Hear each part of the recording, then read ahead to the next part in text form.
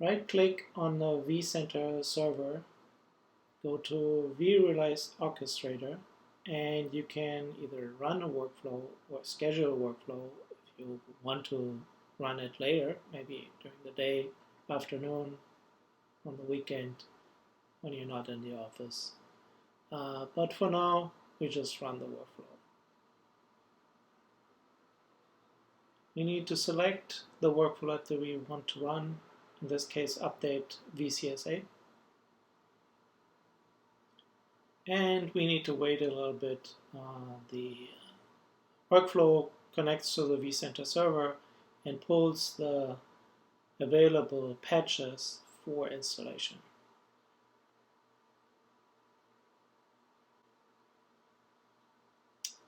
Okay, now we need to select the version that we want to install. It found 2 versions. We select the latest one.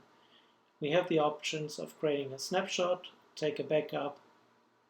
It pulled these informations from the vCenter server again. Backup password is either a stored password in the workflow or we need to give one. Email address if you want the result in an email.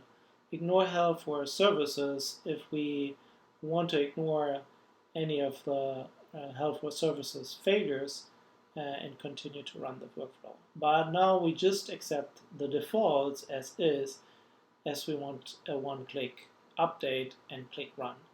It immediately takes you to the workflow run where you can see the state of the workflow and check all the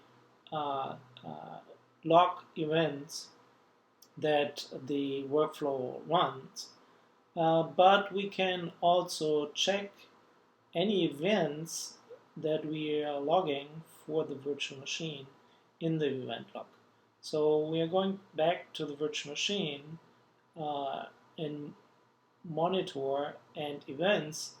We will see that the workflow is logging certain events for the VCSA update, like health check status okay, that it started the services check, the services check status, and alike. So you can see all those events and collect them if you want.